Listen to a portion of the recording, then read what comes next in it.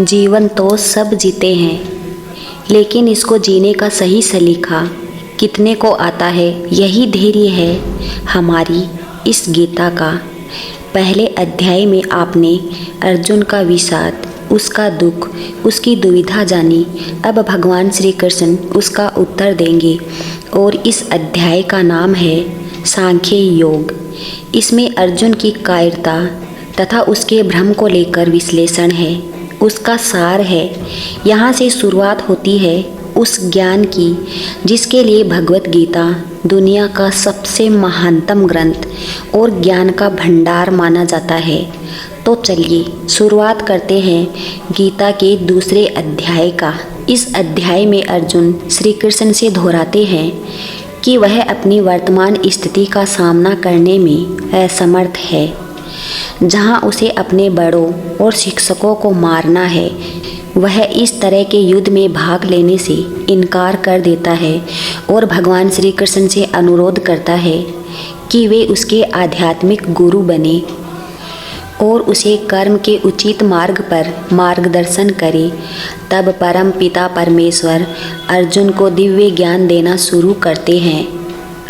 वह आत्मा की अमर प्रकृति से शुरू करते हैं जो शाश्वत और अविनाशी है। मृत्यु केवल भौतिक शरीर को नष्ट करती है, लेकिन आत्मा अपनी यात्रा जारी रखती है। जिस तरह एक व्यक्ति अपने पुराने कपड़े त्याग देता है और नए कपड़े पहनता है, उसी तरह आत्मा एक जन्म से दूसरे जन्म में शरीर बदलती रहती है। भगवान श्री कृष्ण अर्जुन को याद दिलाते हैं कि एक योद्धा के रूप में उनका सामाजिक दायित्व धर्म की रक्षा के लिए लड़ना है। वे समझाते हैं कि वे अपने सामाजिक कर्तव्यों का पालन करें। अपने सामाजिक कर्तव्यों का पालन करना एक पुण्य कार्य है जो उसे स्वर्ग तक ले जा सकता है, जबकि लापरवाही केवल बदनामी और अपमान की ओर ले जाती है। पहले तो भगवान श्री कृष्ण सांसारिक स्तर पर अर्जुन को प्रेरित करने का प्रयास करते हैं, फिर वे आगे बढ़ते हैं और अर्जुन को कर्म का विज्ञान समझाना शुरू करते हैं।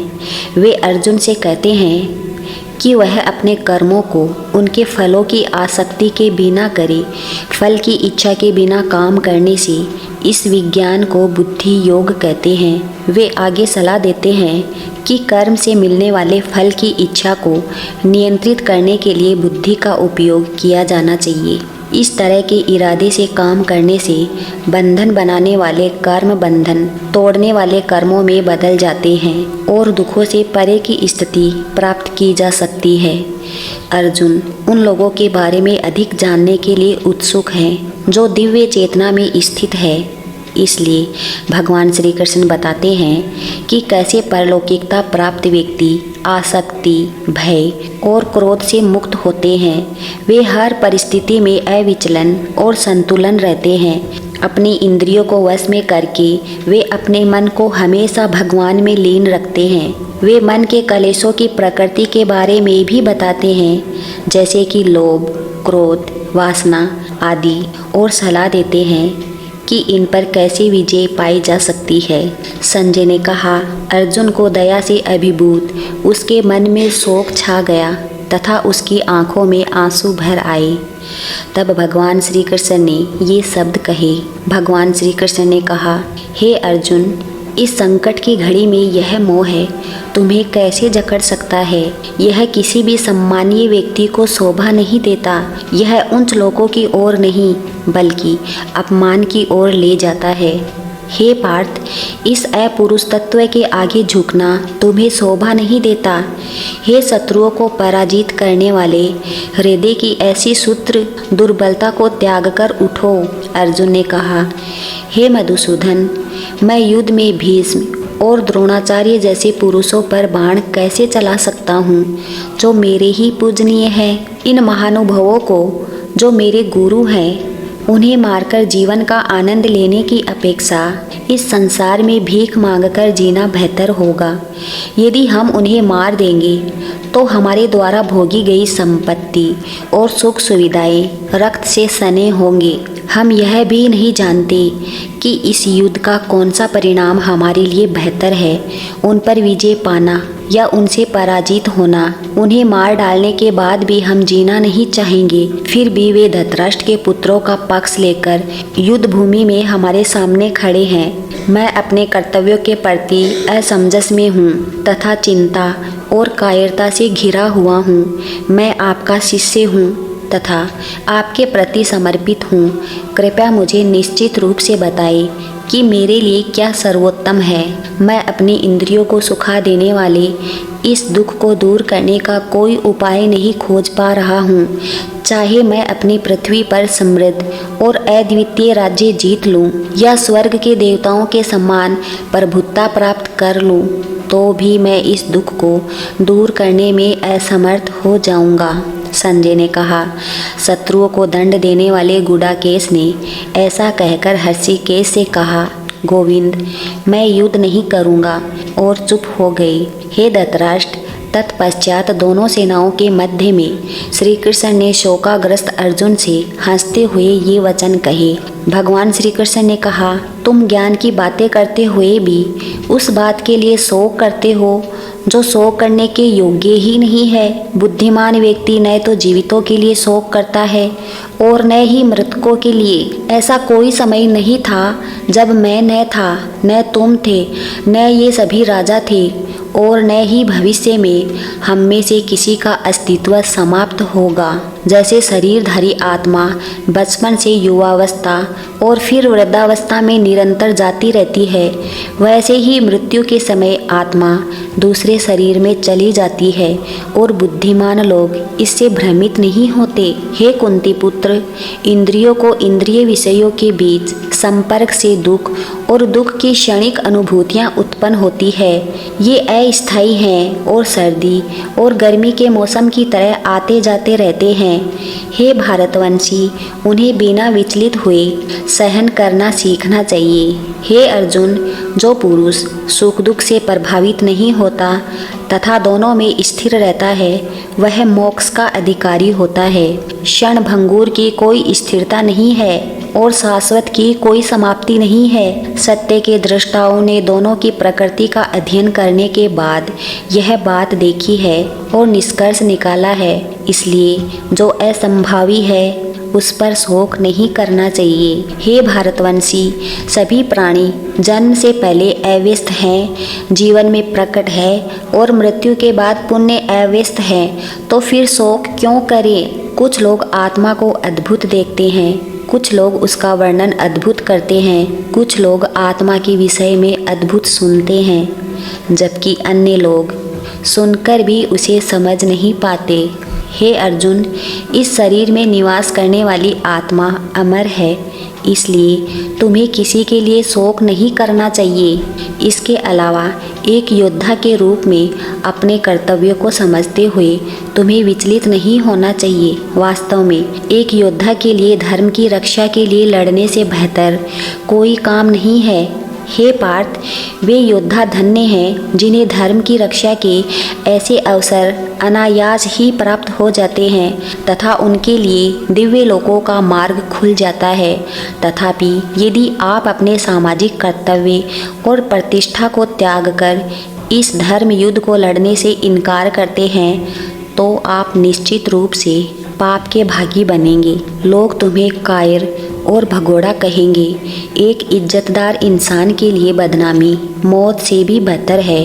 जो महान सेनापति तुम्हारा बहुत सम्मान करते हैं, वे सोचेंगे कि तुम युद्ध भूमि से डरकर भाग गए हो और इस प्रकार वे तुम्हारे प्रति अपना सम्मान खो देंगे। तुम्हारे शत्रु तुम्हें बदनाम करेंगे और बुरे शब्दों से अपमानित करेंगे, तुम्हारी शक्ति का अपमान करेंगे। अफसोस, इससे ज़्यादा दर्दनाक और क्या हो सकता है? यदि तुम युद्ध करोगे तो या तो युद्ध भूमि में मारे जाओगे या स्वर्ग लोक जाओगे या फिर विजय प्राप्त कर पृथ्वी पर राज्य भोगोगे। इसलिए हे कुंती पुत्र, दृढ़ निश्चय के साथ उठो और युद्ध के लिए तैयार हो जाओ। सुख और दुख, हानि लाभ, जय पराजय को सम्मान मानकर कर्तव्य के लिए युद्ध करो। इस प्रकार अपना कर्तव्य निभाते हुए तुम्हें कभी पाप नहीं लगेगा। अब तक मैंने तुम्हें सांख्य योग या आत्मा के स्वरूप के बारे में विश्लेषणात्मक ज्ञान समझाया है। हे पार्थ, अब मैं बुद्धि योग बताता हूँ। जब तुम ऐसी समझ के साथ काम करोगे तो तुम कर्म के बंधन से मुक्त हो जाओगे। इस चेतना की स्थिति में काम करने से कोई हानि या प्रतिकूल परिणाम नहीं होता तथा थोड़ा सा प्रयास भी व्यक्ति को बड़े खतरे से बचा लेता है। हे कुंती पुत्र, इस मार्ग पर चलने वाले लोगों की बुद्धि दृढ़ होती है और उनका लक्ष्य एकाग्र होता है, किंतु जो लोग अनिश्चय में रहते हैं उनकी बुद्धि अनेक शाखाओं वाली होती है। सीमित समझ वाले लोग वेदों के अलंकृत शब्दों की ओर आकर्षित होते हैं, जो स्वर्ग में जाने के लिए दिखावटी अनुष्ठानों की वकालत करते हैं और मान लेते हैं कि उनमें कोई उच्च सिद्धांत वर्णित नहीं है। वे वेदों के केवल उन्हीं भागों का महिमा मंडन करते हैं जो उनकी इंद्रियों को प्रसन्न करते हैं। ऐश्वर्य, कामुक भोग और स्वर्गीय ग्रहों पर जाने के लिए आडंबरपूर्ण अनुष्ठान करते हैं। सांसारिक सुखों में अपने मन की गहरी आसक्ति तथा ऐसी चीज़ों से भ्रमित बुद्धि के कारण वे ईश्वर के मार्ग पर सफलता के लिए दृढ़ निश्चय रखने में असमर्थ होते हैं। हे अर्जुन, वेदों में प्रकृति के 3 गुणों का वर्णन है। तीनों गुणों से ऊपर उठकर शुद्ध आध्यात्मिक चेतना की स्थिति में पहुँचो। द्वैत से मुक्त होकर सत्य में स्थिर होकर बौद्धिक लाभ और सुरक्षा की चिंता किए बिना स्वयं में स्थित हो जाओ। जो प्रयोजन एक छोटे से कुएं से पूरा होता है, वही प्रयोजन एक बड़े सरोवर से भी पूरा हो जाता है। इसी प्रकार जो परम सत्य को जान लेता है, वही सभी वेदों का प्रयोजन भी पूरा कर लेता है। तुम्हें अपने निर्धारित कर्तव्यों का पालन करने का अधिकार है, लेकिन तुम अपने कर्मों के फल के हकदार नहीं हो। अपने आप को कभी भी अपने कर्मों के परिणामों का कारण मत समझो, न ही अकर्मण्यता में आसक्त रहो। हे अर्जुन, सिद्धि और असिद्धि की आसक्ति को त्याग कर अपने कर्तव्य पालन में दृढ़ रहो। ऐसी समता को योग कहते हैं। हे अर्जुन, तुम दिव्य ज्ञान और अंतर्दृष्टि की शरण में जाओ और फल की इच्छा वाले कर्मों को त्याग दो, क्योंकि वे दिव्य ज्ञान में स्थित बुद्धि से किए गए कर्मों से हीन है। जो लोग अपने कर्मों का फल भोगना चाहते हैं, वे कर्पण हैं। जो व्यक्ति विवेकपूर्ण आसक्ति रहित होकर कर्म के विज्ञान का अभ्यास करता है, वह इसी जीवन में अच्छे और बुरे दोनों प्रकार के कर्मों से छुटकारा पा सकता है। इसलिए योग के लिए प्रयास करो, जो कुशलता से काम करने की कला है। समबुद्धि वाले बुद्धिमान लोग कर्मों के फलों की आसक्ति को त्याग देते हैं, जो उन्हें जीवन मरण के चक्र में बांधते हैं। ऐसी चेतना में कार्य करते हुए वे सभी दुखों से परे की स्थिति को प्राप्त करते हैं। जब तुम्हारी बुद्धि मोह रूपी दलदल को पार कर जाएगी, तब तुम जो सुना है और जो सुनने को बाकी है उसके प्रति उदासीनता प्राप्त कर लोगे। वे पूर्ण ज्ञान में स्थित है, जो अपनी इंद्रियों को वश में रखते हैं और अपने मन को सदैव मुझ में लीन रखते हैं। इंद्रियों के विषयों का चिंतन करते समय उनमें आसक्ति उत्पन्न होती है, आसक्ति से कामना उत्पन्न होती है और कामना से क्रोध उत्पन्न होता है। क्रोध के कारण निर्णय क्षमता धूमित हो जाती है, जिससे स्मृति भ्रमित हो जाती है। जब स्मृति भ्रमित होती है तो बुद्धि नष्ट हो जाती है, और जब बुद्धि नष्ट हो जाती है तो व्यक्ति बर्बाद हो जाता है। परंतु जो मन को वश में रखता है तथा इंद्रिय विषयों का उपयोग करते हुए भी राग द्वेष से मुक्त रहता है, वह भगवत कृपा प्राप्त करता है। ईश्वरीय कृपा से वह शांति प्राप्त होती है, जिससे सभी दुख समाप्त हो जाते हैं तथा ऐसे शांतिचित व्यक्ति की बुद्धि शीघ्र ही व्यक्ति में दृढ़ रूप से स्थापित हो जाती है। परंतु जो व्यक्ति अनुशासनहीन है, जिसने मन और इंद्रियों को वश में नहीं किया है, उसकी न तो दृढ़ बुद्धि हो सकती है, न ही वह ईश्वर पर स्थिर ध्यान कर सकता है।